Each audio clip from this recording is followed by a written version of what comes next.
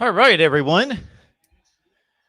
The Terps are showing a little fight tonight and showing us that they might have the first quarterback that they've had who can actually play and do some things for the first time in like 15 years.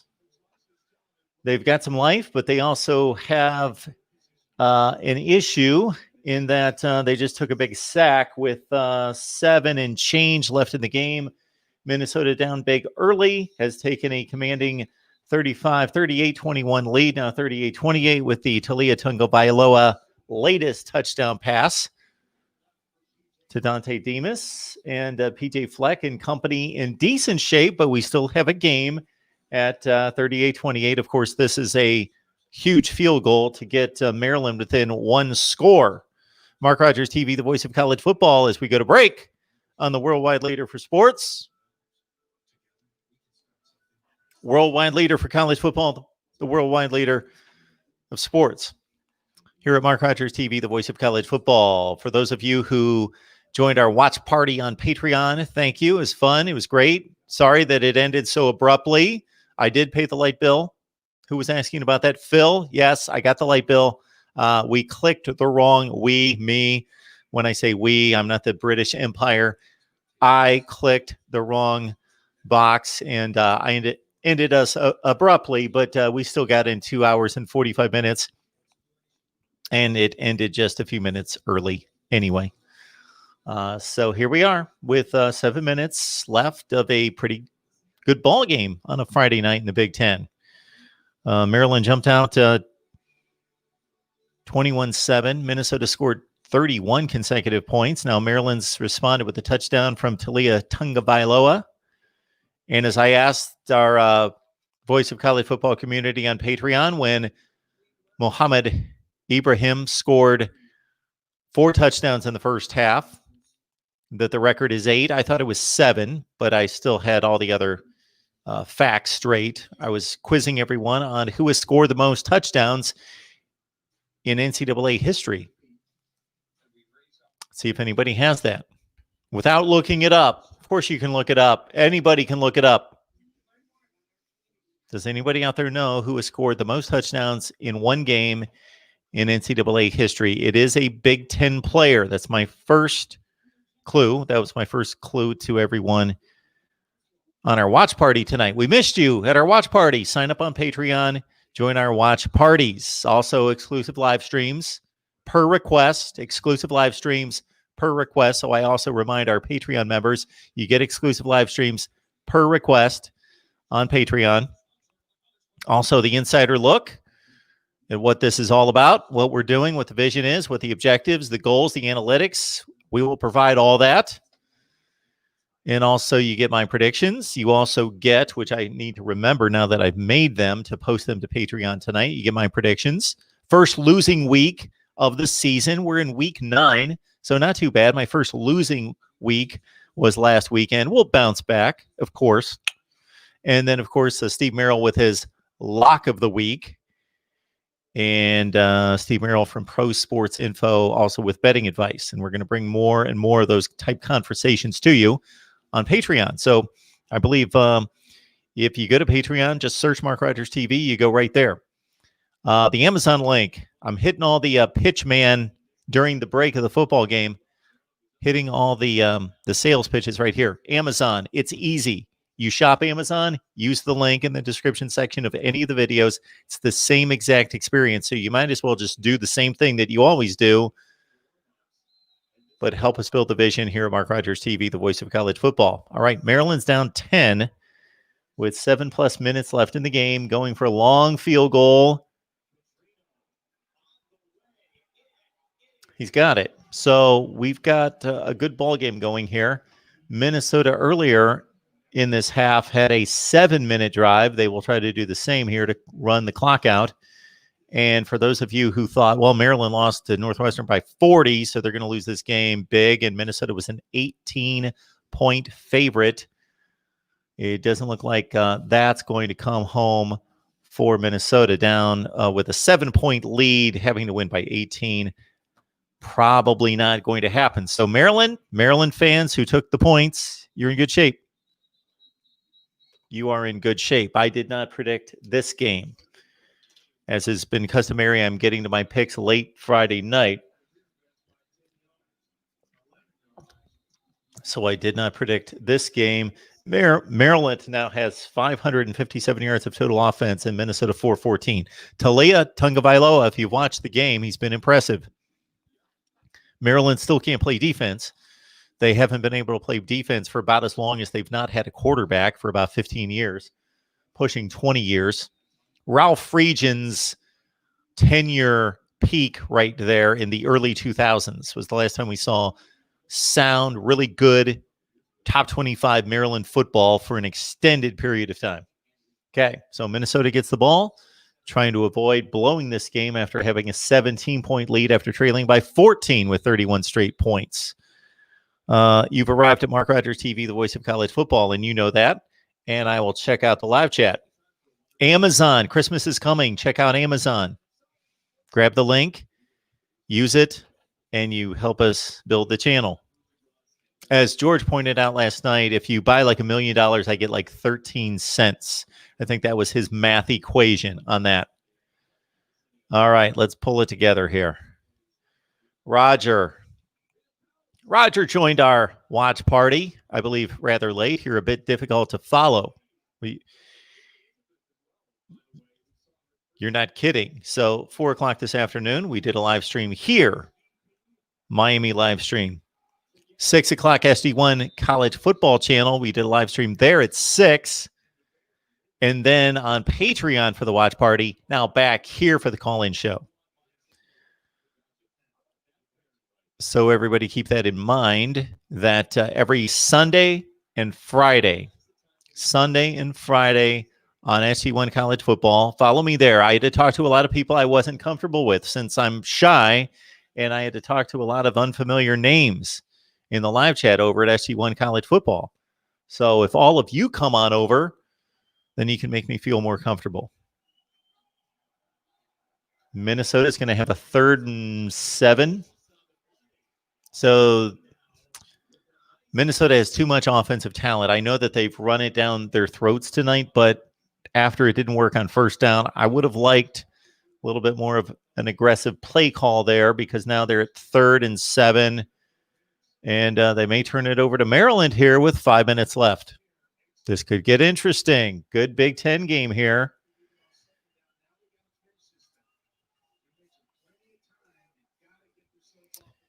Big 3rd and 6. Roger Smith also telling us it seems the preseason has been sorely overlooked. Oh, he sacked himself, trying to avoid the rush. So Maryland's going to get it back. It seems the preseason has been sorely overlooked, getting used to hitting in the running game. Teams that have more games played is better than conference. Teams that have more games played is better than conferences just beginning, my observation. I'm not really going to substantiate that one way or the other. It makes sense. I'm just not going to say, based on what I saw out of the Big Ten, that it was just awful last week. Don't really see that, but that makes sense. We made it back, Sooner Thrawn. I had some work to do at the end of the watch party, and I accidentally clicked everybody out and was very rude. Rude host for a watch party. Rude host. Don't go to Patreon for our watch parties. It's awful. All right, Mr. HD. Big sack from Minnesota there to get Maryland out of field goal range, but then they kicked the field goal. So, Mr. HD, way to predict that. Talia is turning it around. Nate the Great, don't be late, a.k.a. Nate Kingston. Nate, you could have gone with Nate Kingston. Just Nate Kingston. But people remember this. Ballard, Sports Media. Good to see you. Maryland in good field position at the 45. And look at that. This guy, Funk, I remember us doing a video on him. He was part of a video post that we did last season. Maybe it was a Maryland preview. But nice cut to the outside. He made the corner miss. He had 130 yards like a long time ago. He's got 197. 19 carries for $197. Man, I got to do like instant analysis on this game, I think, after it. This could get interesting. All right, what else do we got? Curveball. Don't take me talking about you displaying a Miami helmet or not displaying it personally. It is tongue-in-cheek. I know. We're okay, curveball.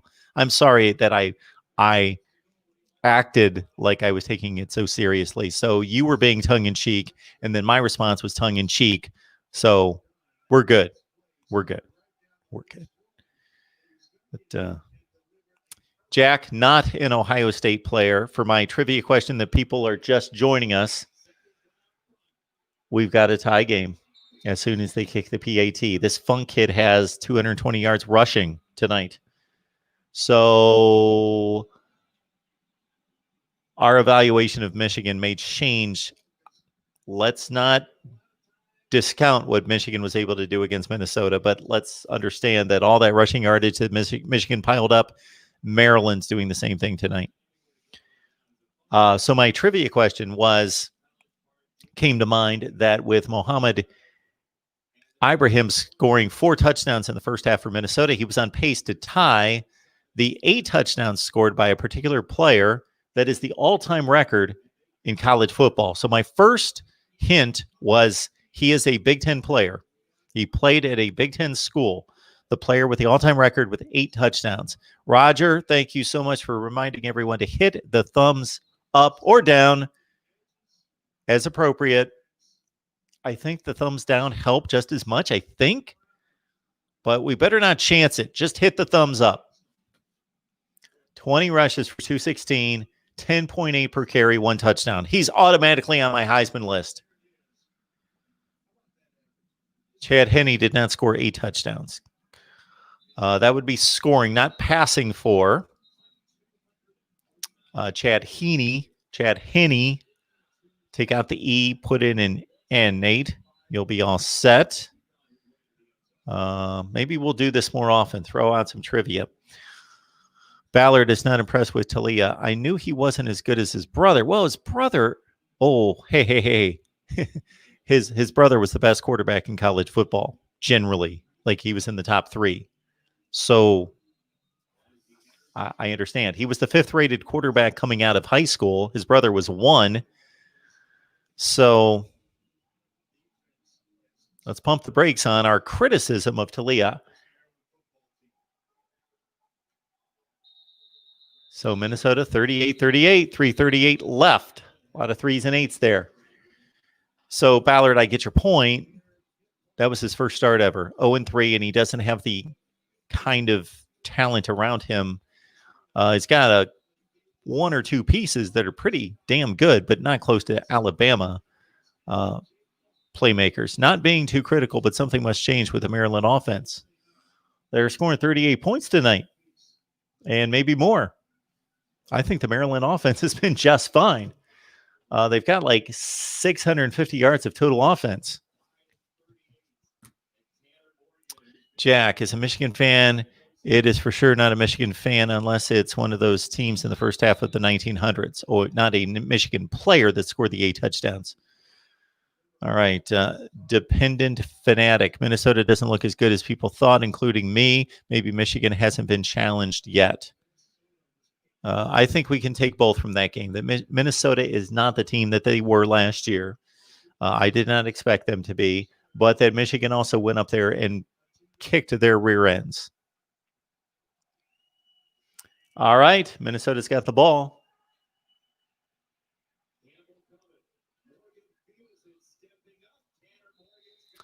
I'm feeling a Minnesota score and win. McD, hang in there, buddy. At least you didn't get blown out tonight. 18-point underdog. You're hanging in there. And, hey, you've gotten a couple stops here in the fourth quarter. You get another one. Your offense has been unstoppable at the beginning of the game and the end of the game. All right, Minnesota out to the 39. Remember, their field goal situation is awful. He should have been stopped for no gain, Ibrahim, but he got about 8 yards. So hang in there, McD. You might get a win. Fun fact, 1902, Michigan went 11-0, outscoring opponents 644-12, which is insane, although you know it was 1902, so people played with no helmets on. And also understand that I believe that the Minnesota team with the most wins ever up until this team last year that went back to like 1906, that Minnesota team, I believe, shut out the entire schedule. Dependent fanatic, the first Rose Bowl, Michigan outscored its opponents 550-0. That was in 1902. Yeah. So now we've got a third and short, 1:50 on the clock and counting. Snake Spence, good to see you.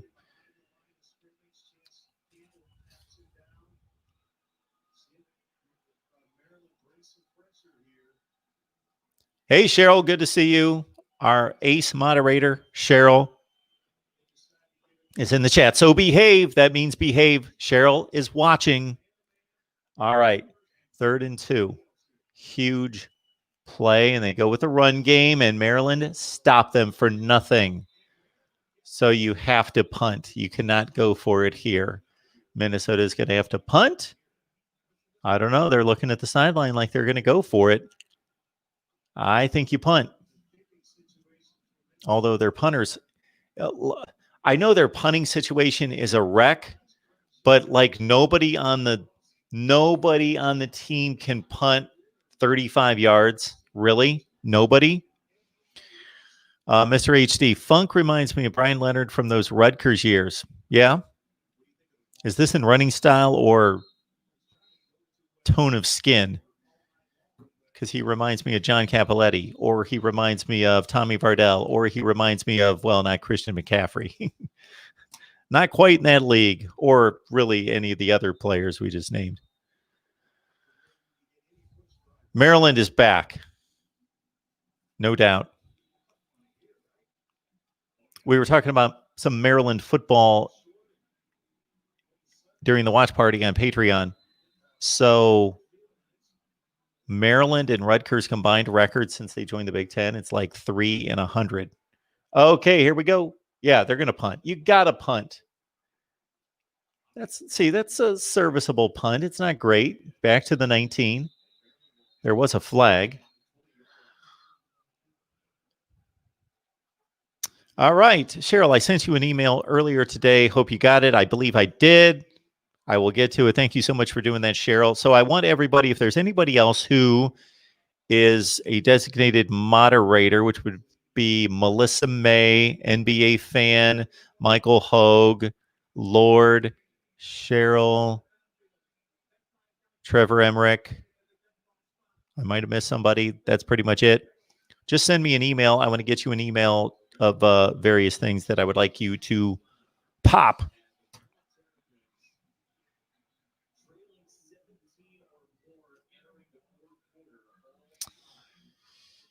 Jack Greeley says, people forget Chad Henne, Chiefs quarterback legend, carried them to that Super Bowl.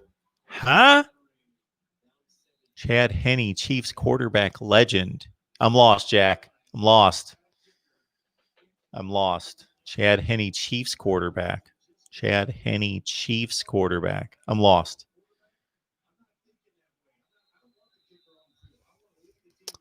Was he like the third string quarterback last year or something? Is that what I missed?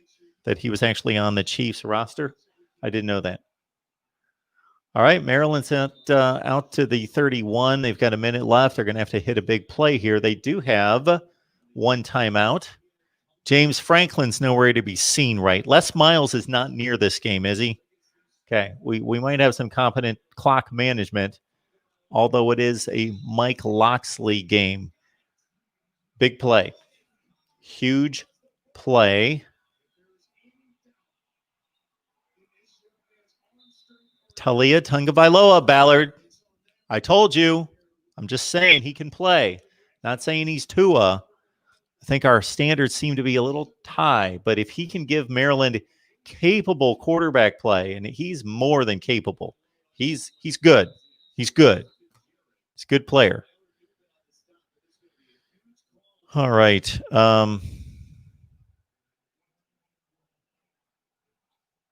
Dependent fanatics, not delusional. It's good to know. We've got some not delusional people. Is Michigan giving up on the revenge tour? It would be a short tour this year anyway. Not as many games.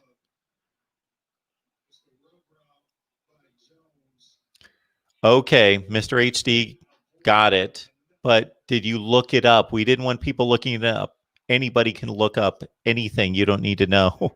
So if we throw out a trivia question, we actually want people to, unless you're not going to play and you just want to look it up to see, but you shouldn't throw out the answer if you looked it up.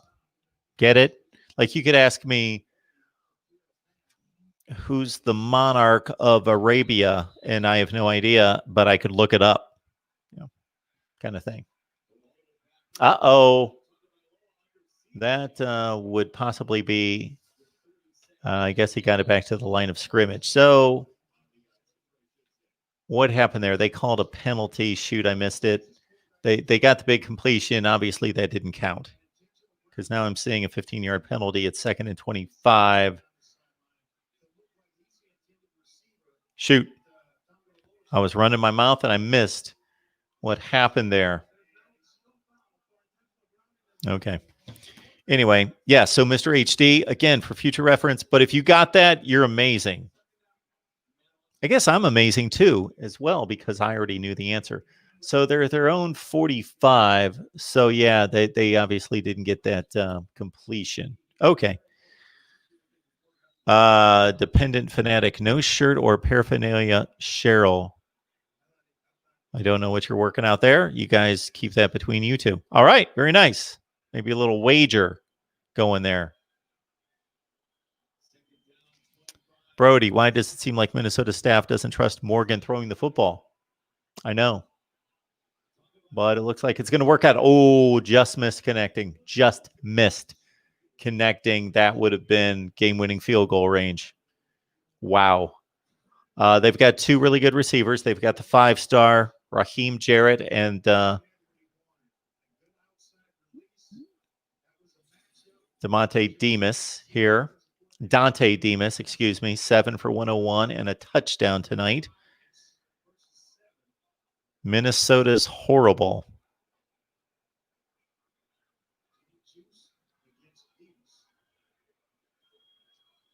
Roberto cutting on Ryan Day's play calling. Really? Really?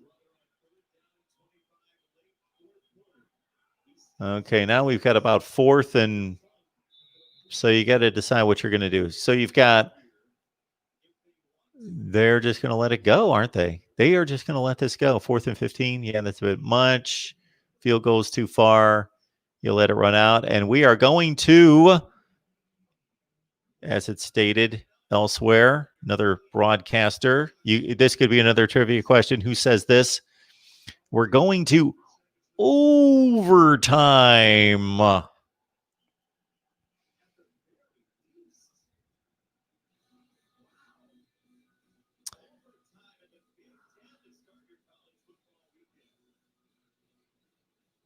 you stop the clock with like 3 seconds and take a shot, don't you? So you got 4th and 15 at the Minnesota 45. Don't you stop the clock with 3 seconds, throw the ball to the end zone, and you either score or you go to overtime?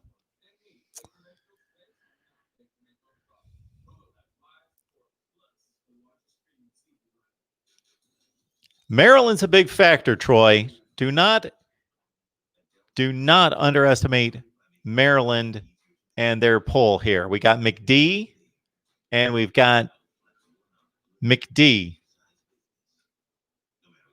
We've got the Maryland contingent here. Roberto, he was conservative on Penn State last year, 4th quarter in both Wisconsin and Clemson running down clock. 4th quarter running down the clock against Clemson? Why were they running down the clock? They were losing. They did take a 23-21 lead. Is that what it was? Okay. I believe it worked, right? If you can run down the clock. So there's a difference between being conservative and it being smart versus conservative too early in a game. So if you're winning 28-14 and there's 12 minutes left in the game, the way football's played today, you don't get too conservative. Maybe you start to squeeze the clock. That's a difference than being conservative, is doing what the Atlanta Falcons failed to do in the Super Bowl against the New England Patriots. And that would be to run the play clock down because you're minimizing the game, but you can still be aggressive with your play calling. If you're up, let's say, by 14 with 12 minutes left, you got to keep playing, but you run down the play clock to minimize the game. Okay. If you're up by 24 points with 4 minutes left, that other team can't win unless you do really stupid things. So you just run the ball and you're conservative. Ohio State beat Penn State by 11 last year. I'd have to go back and watch the game to see what you're really talking about. They beat Wisconsin by 31 in the regular season. They beat them by 13 with a huge comeback, of course, in the Big Ten championship game. I'm really not going to fault Ryan Day. He's not a conservative coach. But if you're up, if you're in a position where all you need to do is hang on to the football, there's no reason to throw the ball. But some coaches start to get conservative too early. He does throw a great spiral.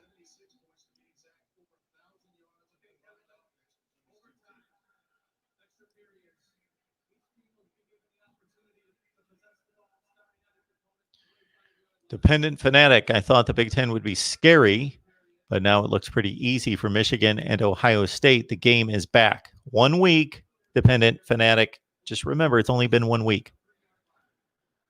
Yes, got to try one final play there. Hail Mary.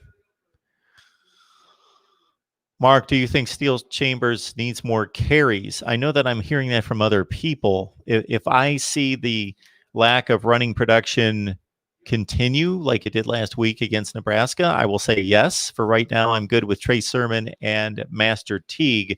But again, they continue to get 10 carries for 40 yards out of those guys against marginal defenses, then absolutely. All right. Minnesota won the toss, played defense, of course.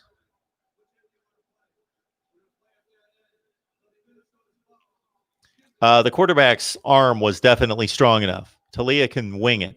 He has a strong enough arm to reach the end zone from the 45-yard line.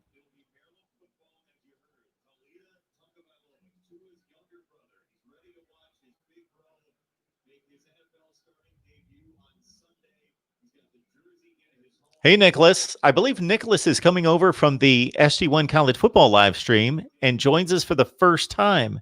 So, Nicholas, I didn't do this over there because, of course, I was on I was a guest in Chris's house over there on SG1 College Football, but I can do this being our big show over here. So here's how the welcome goes, Nicholas.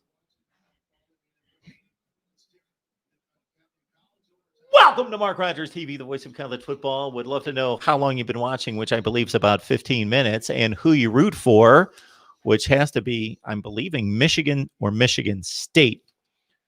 So if it's Michigan, Nicholas, we do have a helmet for you. Sorry, Sparty, no helmet yet. In the way you're playing, your helmet is a long ways away. Maryland breaks free with Jones getting down to about the 10. Joel, Mark, do you think Nebraska will go independent next year? No, they would be morons to go independent. They're not going independent. They're staying in the Big Ten.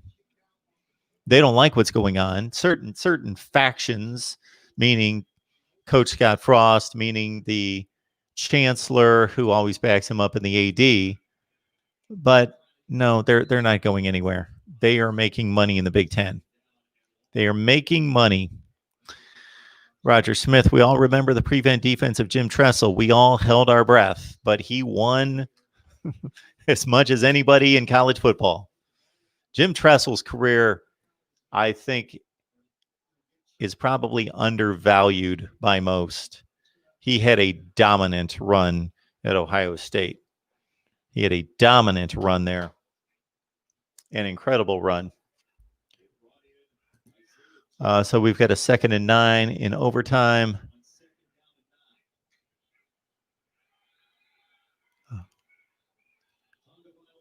He's been great tonight, but he has had forever, just like he did there.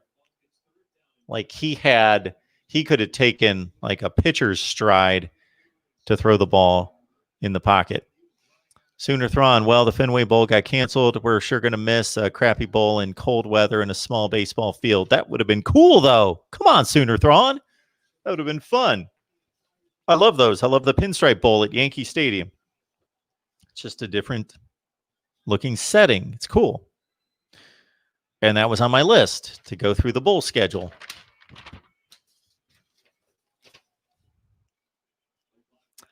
Third and 9.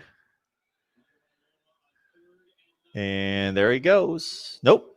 Oh, I think that was some pretty good defense on first look.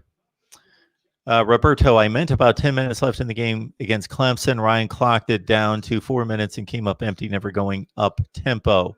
Clemson's next drive, 4 plays, 94 yards, touchdown. Okay, let's keep this in perspective, though, Roberto, that he had a compromised J.K. Dobbins. He had a compromised Justin Fields. They had become a drop-back passing team at that point. And yes, he wanted to limit the game, and they had one more drive in them. He wanted one more drive, and they didn't convert, and they backed Clemson up to the 6-yard line. If your defense has played as well as Ohio State had that night in holding Clemson to 21 points, looks like a touchdown. So Maryland goes up. Minnesota serve. So their defense had played outstanding most of the night, and you backed Clemson up to the 6. Yes, you want to score points and put the game away. I'd have to go back and watch it, but why play up tempo? Why continue to? If you have a lead, you want to minimize the game.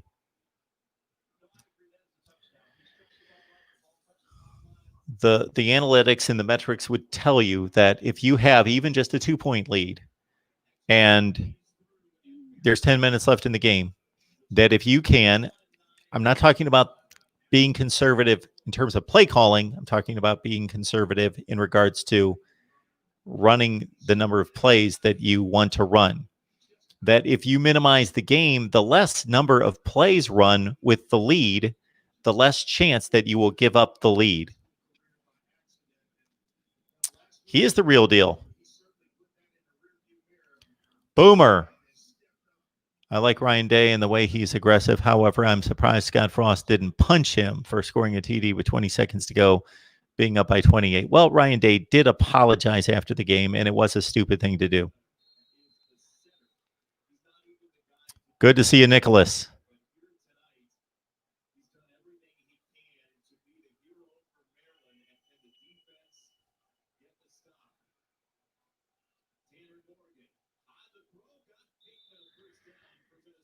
Yeah, Jim Tressel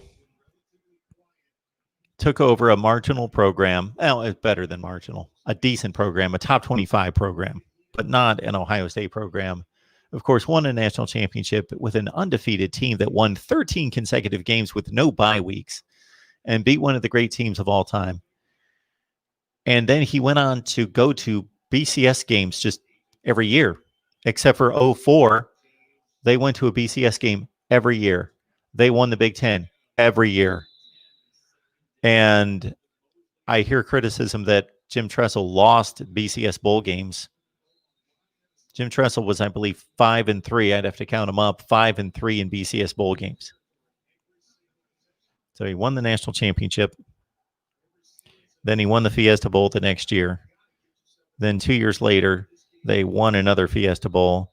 Then they lost a national championship game, so that's 3-1. Then they lost another national championship game in 07. That's 3-2. Then they lost the Fiesta Bowl to Texas. You talk about a game where if a player would have taken a knee, they could have won the game. But anyway, so that dropped him to 3-3. But he won his last two BCS games at the Rose Bowl and the Sugar Bowl. So he went 5-3 in BCS games. So that's not a Bob Stoops record in BCS games.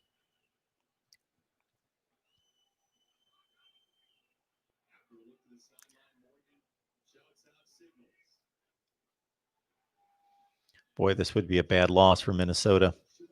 18-point favorite with a 17-point lead in the fourth quarter. Yikes.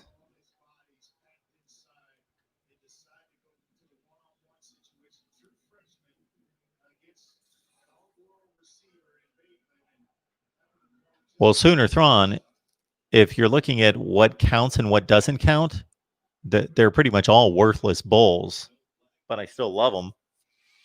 And I'm not trying to sell you on bowl games if you don't like bowl games, but I love the bowl games. And it's a worthless bowl, just like the rest of them are. And you could almost say this game's worthless. You could say to a certain extent, this game's worthless because neither of these teams is going to win the Big Ten, so it's worthless. But it's not. It's college football. It's great. And he had to come back to the ball. And that's when a situation in which these defensive backs get into trouble is when the receiver has to come back to the ball and they don't know where the ball is. Ball skills out of defensive backs, even at the next level, is hard to come by. Murder Blaze in here tonight.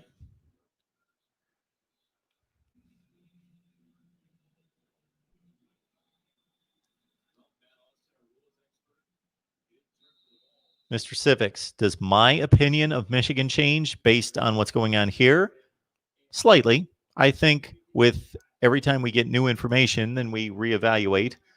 I was impressed with the Michigan win, but I wasn't just saying, okay, they beat a top 10 team in Minnesota, so they're great.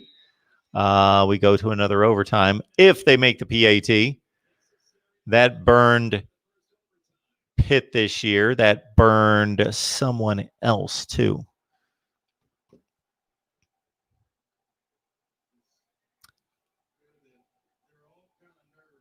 Pitt against Boston College. And who was the other team that got burned by a missed extra point? Anyway. Oh, boy.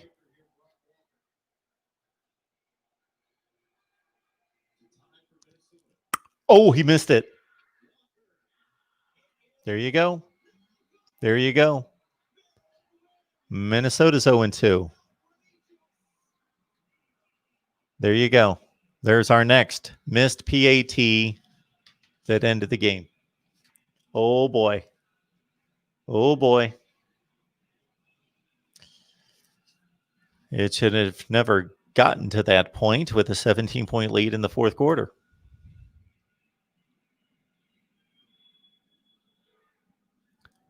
Cheryl, thank you for whomever said I was biased, but I appreciate that.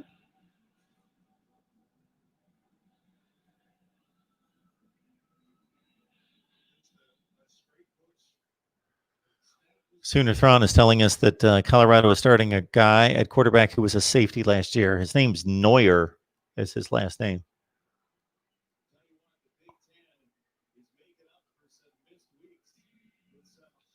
45-44. Oh my goodness. And PJ, it's almost like he already knew it. Thank you, Dependent Fanatic. Yes, I'm trying to be straightforward. We all have opinions. The only thing I ask about opinions is that we bring it with some fact, some logic, some perspective. Just that everybody has opinions.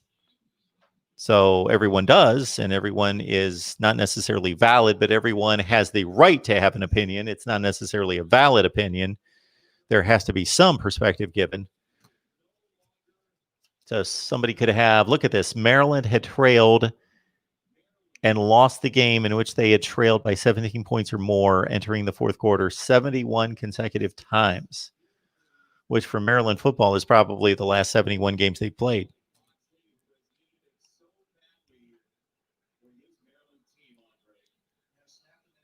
He did, Roger. I get it. I know there was the, 2003 and 4 games against Purdue and Iowa that they just squeaked out wins, and North Carolina State. Yeah, I get it.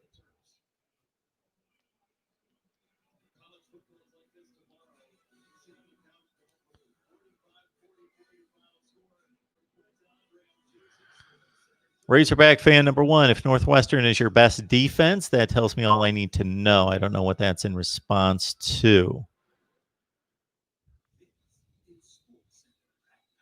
Northwestern would not have the best defense in the Big Ten.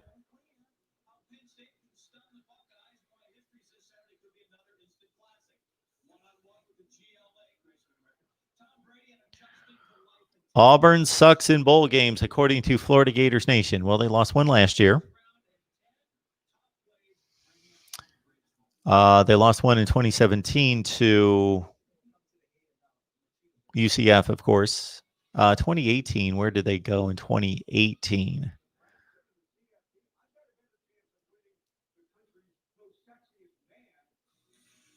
All right. So anyway, I'm not going to try to. I could sit here and recite Auburn bowl games, but Auburn sucks in bowls.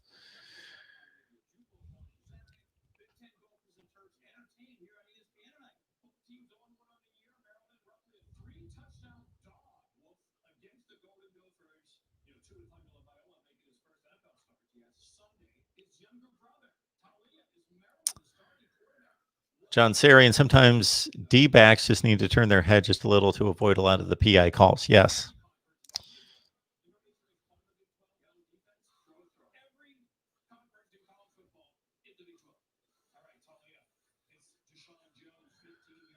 Florida Gators Nation. I don't hate Auburn, but fact is Auburn sucks in bowls. They lose every game after beating Alabama.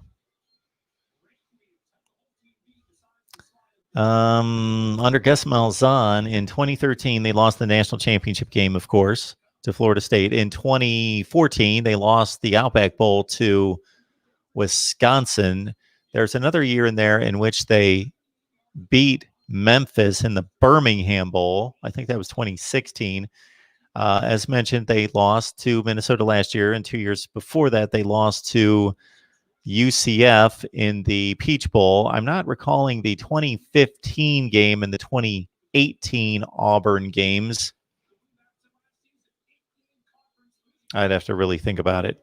Oh, they lost to, in 2015, they lost to Oklahoma in the Sugar Bowl, which really wasn't a fair matchup since you had the number one seed in the Big 12 taking on a lower seed that went 8-4 in the SEC. That was a bad matchup in the Sugar Bowl, but you're pretty much proving your point, or I'm running down your point, and it's being proven that Auburn loses bowl games under Gus Malzahn. The only one I can't come up with is 2 years ago, 2018. They play a lot of Big Ten teams, obviously, in those Florida Bowl matchups. Did they play somebody in the Big Ten? 2018. After that 10-4 season, this would have been Jarrett Stidham's last season. Where did they go? I can't come up with it. Somebody will come up with that for me.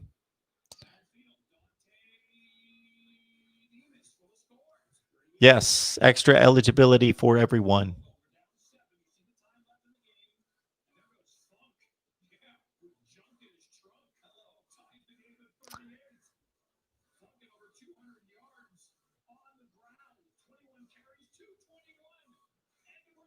All right, we're going through all the missed PAT comments. And we've got a call coming in. It's got to be one of the regulars because I've not posted the number. All right, it's Mark Rogers TV, the voice of college football. Who's on the line? Yeah, I don't know if you watched the game tonight, but first of all, that was a hell of a game. But now pulled off a major upset when they were 20-point underdogs. Oh, I watched the game. I know you did. I saw you. I saw you live in the past. Man, you watched 25 minutes. I was in the stream for a little bit, but I had stepped away because I didn't like what people were saying the plays before I saw the plays, and the game just got really close. So I had to step away from the stream. Absolutely. And you talk about our little watch party tonight? Talk about what? Oh, you're talking. Never mind. Just continue. Go ahead. Okay. Well, despite leaving 10 points on the board, despite our defense playing absolute garbage, they found a way to get it done. And that's all that matters at the end. And I know, like, Maryland, you don't usually get many wins in the Big Ten, so I get it. But to say, I'm really happy that we got the win, but Penny Duke fumbling the ball at the 1 yard line is unacceptable. I don't care so much about the missed field goal, but fumbling the ball at the 1 yard line is unacceptable. That game should have never went to overtime to begin with. But I'm so happy we got the win. I didn't know what we were going to get going into this one. I felt like Maryland being 20-point underdog, or 17. They were actually never mind. They were 20-point underdogs at some point, and basically, I thought that was a bit too much, and it turns out I was correct. But this is a big win for the University of Maryland, being in the Minnesota team that beat them 52-10 last year, 11 games. It is a big win. Maryland has been down for the most part since they joined the Big Ten. They did go to a bowl game at one point, but and when is the last time that they had capable quarterback play? I remember looking at this for a video and going through and being reminded of quarterbacks' names that I had long since forgotten, going back 15 years. And it was about 15 years ago that they had capable quarterback play. I'm not talking about really good quarterback play. And I'm not going to just go crazy about Talia and that he's amazing because of what he accomplished tonight. But, this is only his second start. And he looked really good. He has arm talent. Yeah, his arm talent is good. I mean, complete 180 from last week. Absolutely completely 180 from last week. Now the interception, I'm not really going to throw on it as a tip ball. I mean, it happened, but this was a wild game. I mean, we were up 21-7, then down 38-21, came back and tied it, got to overtime, got the win. Loxley, look, I didn't like how Loxley managed the end of the first half or the end of the second half. I didn't like how he managed it at all. I don't know why he didn't call a timeout and take a Hail Mary there at the end of the second half in the fourth quarter there. I don't know what he was thinking. I agree. I even said it right here. I mean, yep. Yeah, and I know their defense played with garbage, but they did step up in the fourth quarter and got some stops. So I guess I'll give them credit for that. But I mean, I was just so fired up over us getting the win because I sat there up 21-7 fired up, 38-21. I was sitting there because how Minnesota they are a heavy run team. They basically run every play down to the 1 second mark on the play clock, and basically, I was saying if they're going to get so many opportunities getting the ball back down 17, but every time we got the ball back, Minnesota cannot stop us at all. I mean, we drove down the field against them every time we got the ball, in my opinion, or just about every time. I think we pumped the ball maybe 2-3 times, but I'm very happy about what I saw from Maryland tonight, especially from the offense. Minnesota, I don't think they're a bad team per se. I think they definitely lost a lot defensively. I think that's what we did last week and this week. Special teams is an issue. I was thinking PJ Fleck might want to go for 2. I can't really make up my mind, but I was thinking maybe he should go for 2 there when he scored the touchdown to get the 45-44 in overtime. But we saw what happened. But overall, they gotta get the special teams worked out, especially in the kicking game, because if they can't have a kicker to sit there consistently and make field goals like inside 40 yards, which has been the issue due to his injuries, not because of kicking flukes. They're gonna have issues, but I don't think they're like a bad team. I just think defensively they lost a lot and showed. I still think they're good offensively though. So. Yeah, the offense. Yeah, the offense outside of Tyler Johnson and the 2 running backs that started in front of Ibrahim, Rodney Smith, and Shannon Brooks, and the entire offensive line's back. So the offense should be. You should win a game, obviously scoring 44 points and 38 points in regulation. But the defense has been torn to shreds on the ground, especially in these 2 games. Yeah, I mean. That's kind of the feeling I was getting. But I thought Maryland was the better team tonight. I think they deserved to get the win, which they did. And off to Penn State next week, I'm going to tell you right now, we'll probably lose in that game. But I'm celebrating this one tonight, Mark. Can't take my call, go Terps. We beat Minnesota, and we're off to Penn State. Thanks, McDee. When your team, your rooting interest is as bad as Maryland's been since they joined the Big Ten. They did go to 1 bowl game, but other than that, they've been awful. Oh, yeah, 2018 Auburn crushed Purdue. They were up. I think they scored 56 points in the first half. Yes. Thanks, Lamar. That was the Outback Bowl, I believe. Anyway, it was 56-7 at halftime. Maryland's been this bad, and then you come out this season and you lose the first game to a Northwestern team that went 3-9 last year that never can score 40 points on anybody with a pulse, and you lose 43-3 to come back as an 18-19 point underdog 6 days later and win over Minnesota after being down by 17. So think about what the mentality and the mindset of the team could be, having lost by 40, coming back 5 days later, 6 days later, and being down by 17 after you were up by 14, giving up 31 straight points,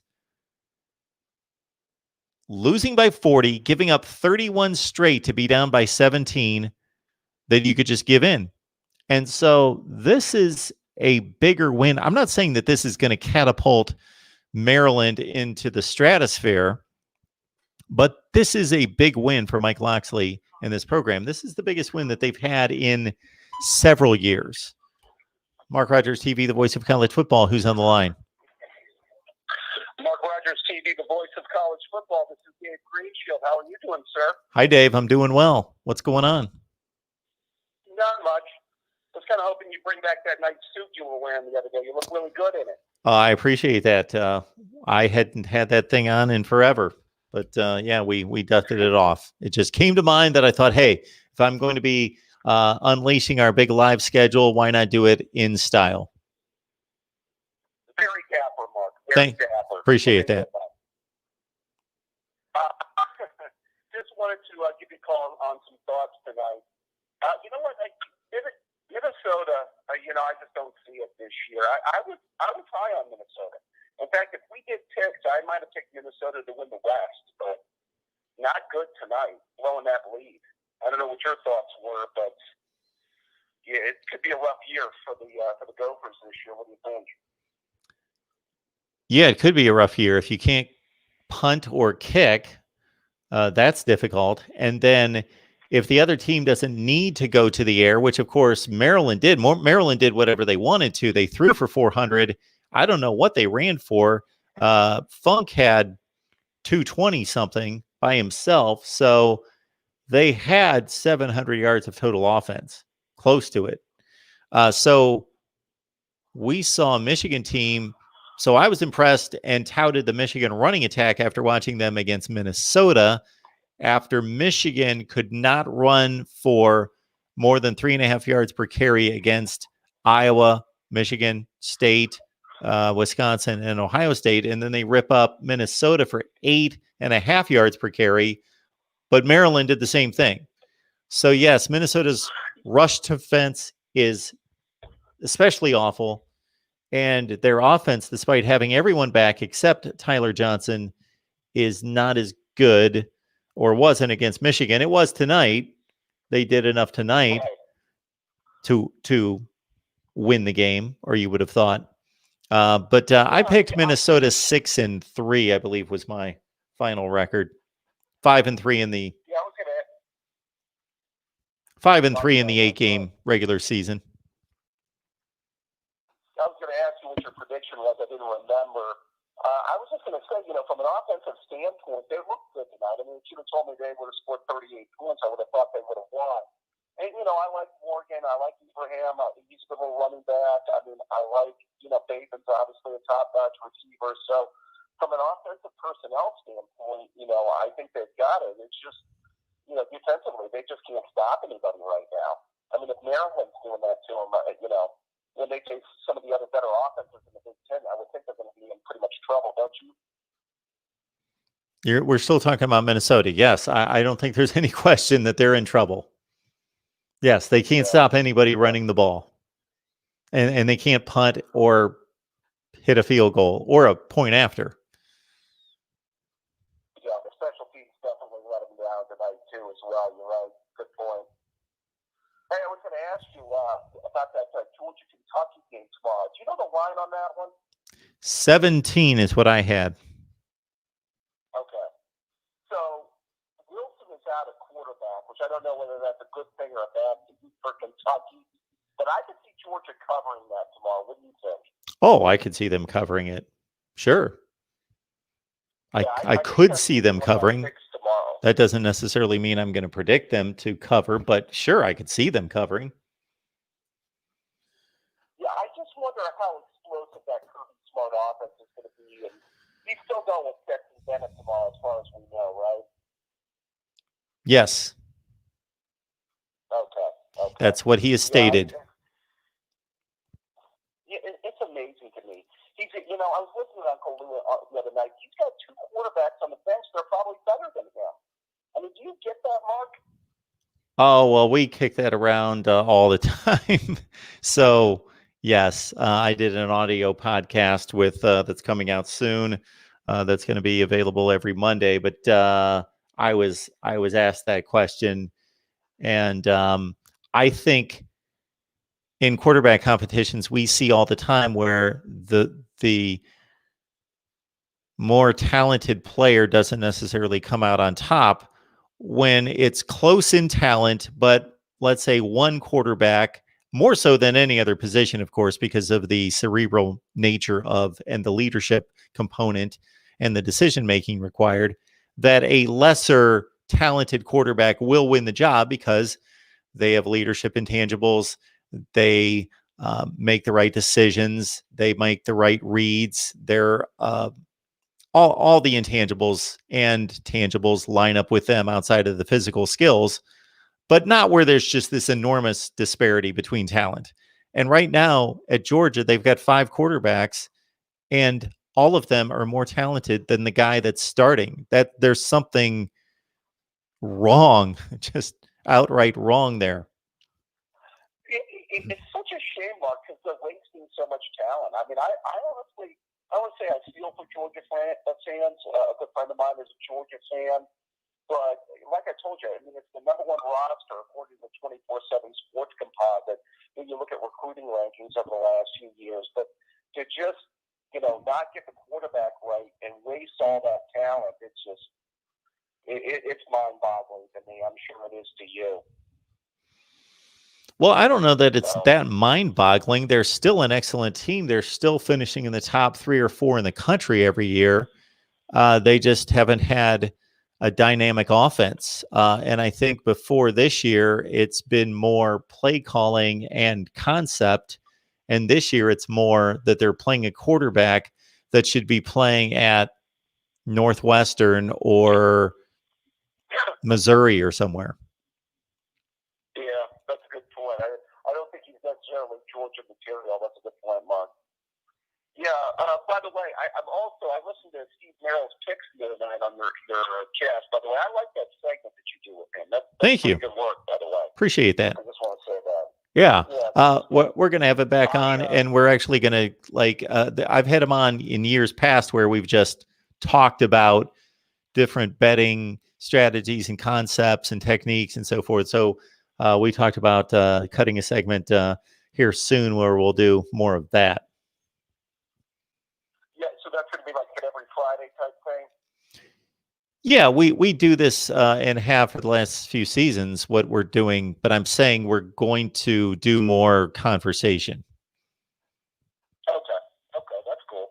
Yep. Looking forward to that. Awesome. Yeah, I actually, what do you think about that Oklahoma State? What is it at, 4.5 right now against Texas? Yes, it is. I believe it's 4.5. I had 3.5 when I looked it up just tonight. I was going through my picks.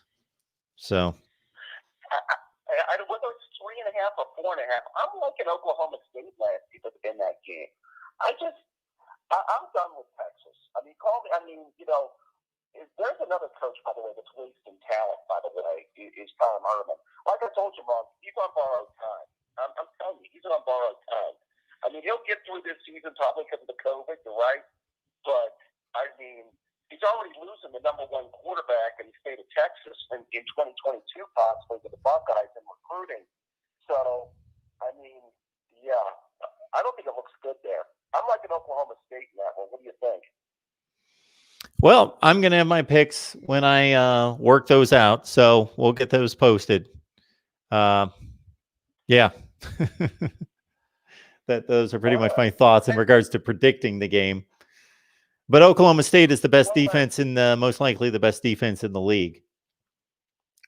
Right. And I love Chuba Hubbard. I mean, I think he's out there got to be one of the top 2 or 3 backs in the country, don't you think?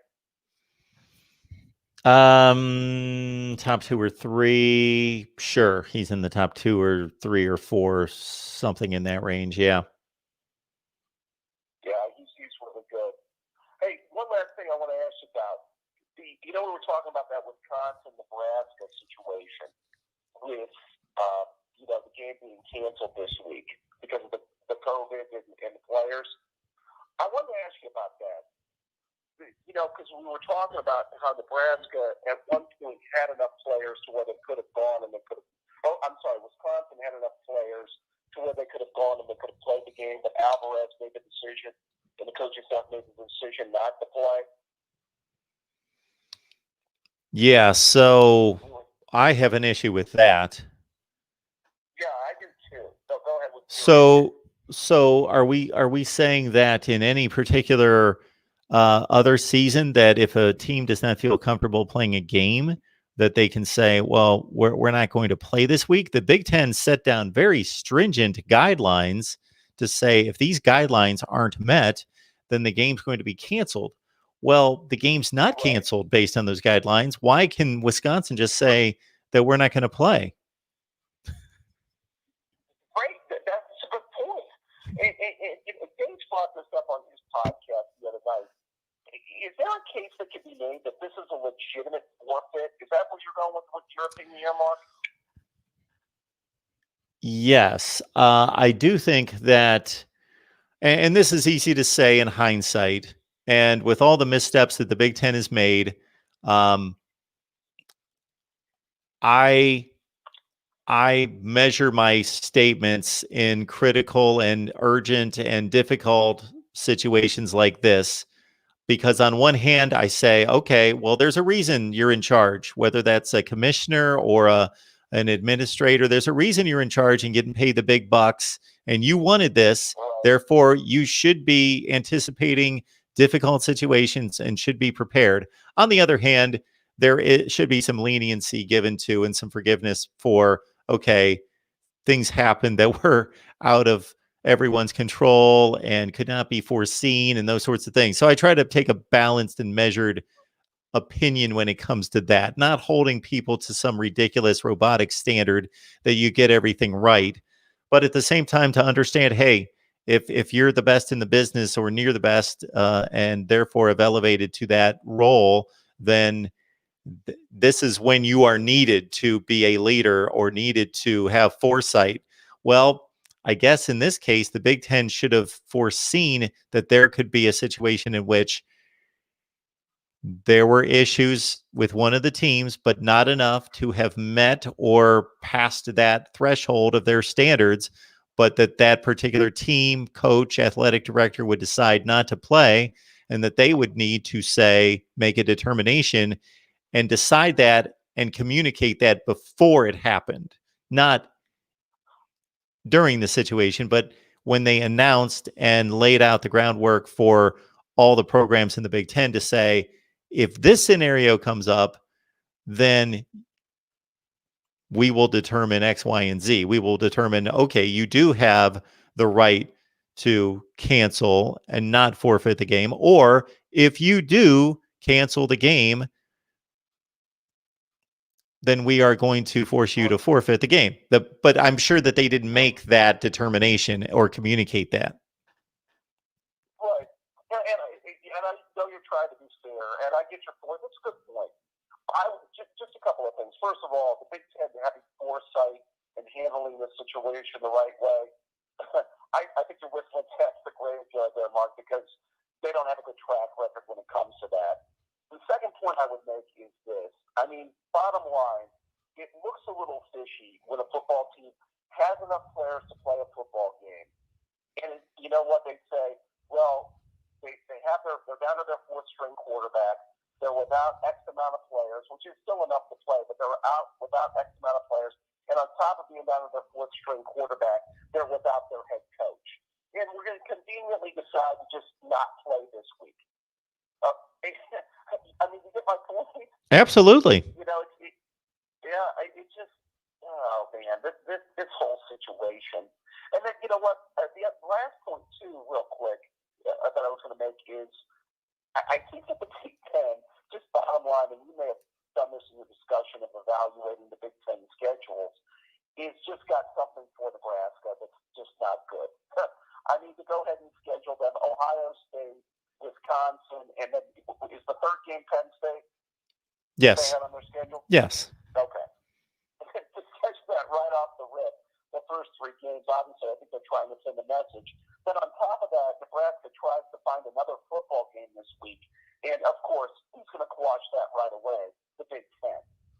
So, you get where I'm going with this, Mark? Oh, absolutely. I said the same thing, whether it was ironic and just coincidence or whether the Big Ten wanted to take a little shot and a dig at Nebraska to put them in their place, much like they did when they entered the conference. So when Nebraska entered the conference and they did the same thing with Rutgers and Maryland, I would have to really look at it. But I know at the time that they gave them difficult schedules. And now in this, in which Nebraska, Ohio State was vocal, but Nebraska was rebellious. Nebraska said, we're going to go play whatever we want, and we demand to play, and we better play, and we're going to run around and go find somebody to play. And it's one thing for the head coach to pound his fist. You know, he's a football guy. He just wants to play football.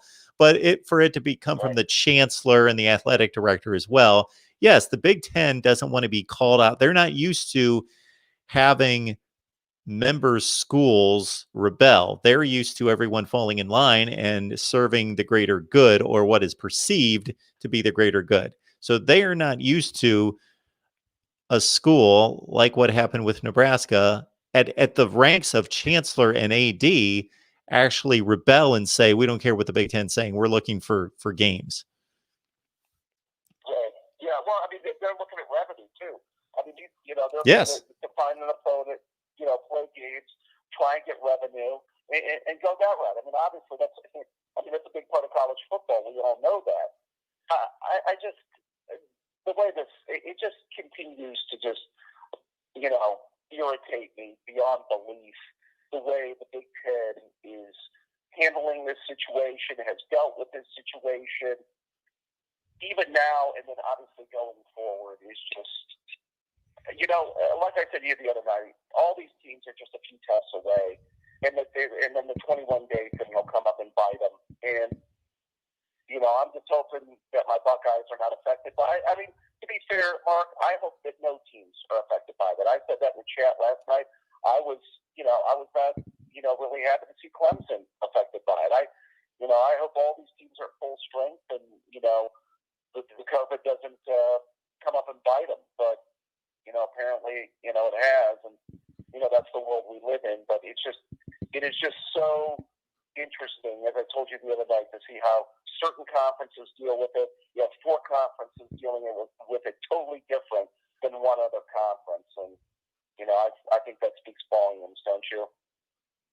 For sure. For sure.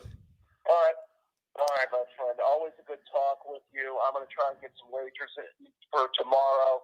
You're going to run the live stream after the noon games? That's right. 3 p.m. Eastern time. We'll be on here. All right, my friend. Well, go Buckeyes. I'll probably talk at you tomorrow. Thank you, David. Appreciate it. Yeah, take care, Mark. David Greenshield, Buckeyes fan. All right. A lot of good comments there in the live chat. A lot of interesting topics concerning is Michigan overrated? Minnesota's trash. What does this say about Michigan? Well, Michigan blasted Minnesota pretty well. Even with a blocked punt for a field goal, for a touchdown that got Minnesota off on the right foot, Michigan dominated the game. I'm just saying that, you just have to take each game and then add it to the information that you have. So in the first week, we make assumptions, and we have to basically go with what we thought that team was going to be coming into the season. So when Ohio State beats Nebraska 52-17, and even beyond the score, we evaluate the game played, then we have to measure that up against what do we think Nebraska is. Well, we're not going to totally know that until they play the season, and we get a little bit of another slice of what Nebraska is going to be as we go. What we got out of the game in Columbus on Saturday was basically, we didn't learn a lot. Our minds shouldn't have been changed about either team much. Nebraska played a much better game this last Saturday than they played last year in Lincoln. Ohio State still was the far superior team, but they weren't flawless. And Nebraska looked like they were capable. I think we learned more from the Michigan win against Minnesota, and we learned more from the Indiana win against Penn State. More that Penn State's not nearly as good as we thought for a number of reasons that we can see in the personnel changes with Journey Brown and Micah Parsons and now Noah Cain. But now that we see Minnesota go and perform this way against Maryland, then we have to be tempered on the Michigan result. Not completely take away from it.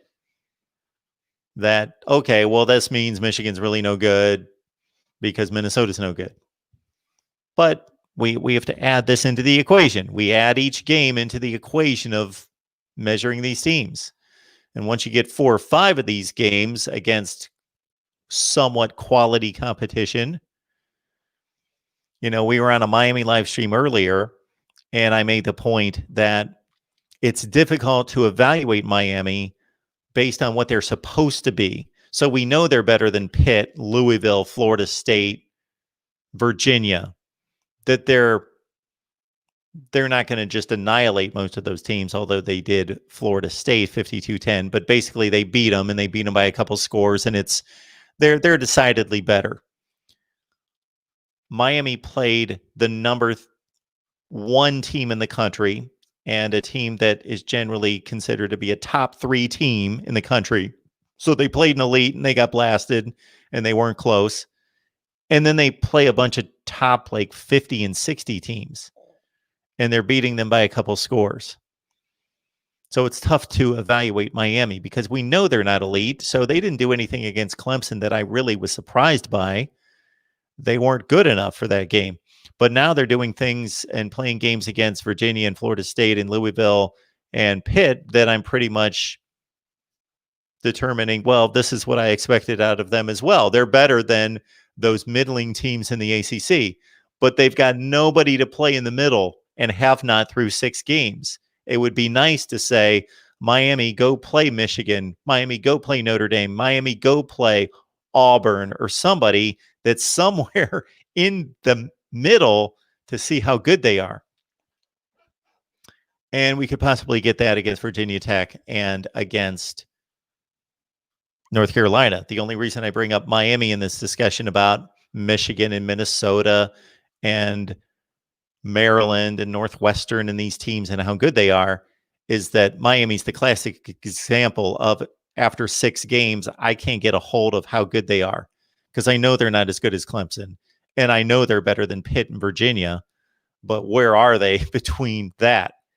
Now, these games deliver much more information, meaningful information, because Minnesota was so much better than Maryland last year. They throttled Maryland by 6 touchdowns last year. They were an 11-2, a legit 11-2 team against a pretty decent schedule. Now, they had a soft non-conference schedule, but they proved in the end against Penn State, Iowa, despite it being a loss, it was only 3 or 4 points, and against Auburn and winning a bowl game, they were a really good team. But now that we've seen Minnesota twice, okay, we know they've got some serious issues.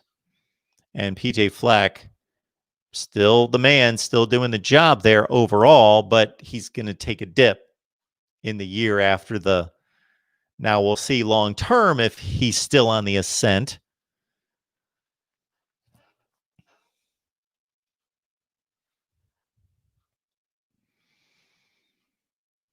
All right, Eli, you had said earlier that Gus Malzahn is doing a good job at Auburn. Gus Malzahn did an outstanding job at Auburn his first year. And then he had one other year in which they did what you would expect Auburn to do. I see Auburn as a top 15 program in America. And we could back that up in so many different ways in regards to status all time, status within the SEC. We could go to records and rankings and bowl appearances and bowl wins. And we could go to the support for the team and the amount of people in the stadium and the whole deal. Auburn's a top 15 program. Gus Malzahn took an 0-8 team in the SEC and took them within one play of a national championship win in 2013. Outstanding job the first year. Then they came back the next year in 2014, and they were ranked in the preseason top 5 with similar personnel. Didn't lose much and went 8-5. And that's what they've been ever since. 2014, I might be wrong by a game here and there, but I think I'll be able to hit this. 2014, 8-5. 2015, 7-6. 2016, 8-5. 2017, 10-4. So that's the other year in which he achieved something. They beat 2 number 1 teams, Georgia and Alabama, in November. They made it to the SEC championship game. Now, had he won that and gotten to the playoff, we'd be talking a little differently. But they got smashed by 3 touchdowns in the rematch against Georgia in 2017. Then 2018, 8-5. 2019, 8-5. Auburn has gone 8-5 pretty much since Gus Malzahn went to a national championship game. And that's a long time. 2014 through 19, that's 6 football seasons. And now we're working on season 7. And right now his team is 3-2, and they are a whisker away from being 1-4. So Gus Malzahn being a collective 26-22 in the conference, 26-22 at Auburn, not at Mississippi State, not at Ole Miss, not at Missouri. 26-22 since 2014 is not good enough. I don't think they're looking to go 8-5 every year at Auburn. That's fringe top 25. No. he did a great job the first year, and I think that's carried him. But that was a long time ago.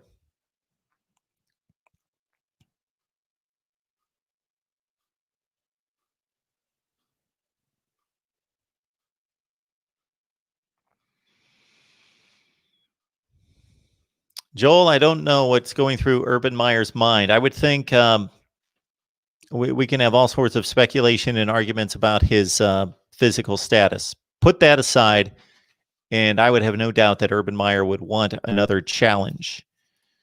Can you imagine a legacy that would include winning 2 national championships at Florida? After you went undefeated at Utah, then you finally get the big job at Florida. You win 2 national championships. You go to Ohio State. You go 90 zillion and 9, whatever his record was. It was like 91 and 9, 83 and 9, whatever it was. Something in that range. He won 91% of his games. Let's phrase it that way. Won 91% of his games. Another national championship, dominated the Big Ten. Then goes to Texas and wins a national championship. The allure of, I could go to 3 major powers and win national championships. My legacy. Maybe it's not Nick Saban's, but it's different and it's better in certain ways. Not as good in certain ways, but better than Nick Saban's. But I don't know his physical situation. I know that it's made fun of all the time, but I'm not the guy that's going to make fun of it. You're not going to get that out of me because I don't know what people's physical situations are. So I'm not going to rant and rave and act like a fool about people's physical conditions. All right. We've talked a ton Minnesota, Maryland. That's on my list. We have not previewed week 9, but I think if you check out the videos that I've produced, I think we've pretty much covered week 9 of college football. We've got Penn State preview, Ohio State, Michigan, Texas, Oklahoma State. Oh my goodness, who else have we talked about? Florida, Kentucky, Alabama, LSU. We did a whole SEC show on Wednesday night. Miami, Florida State, of course, and Nebraska, and on and on and on that we've covered this week.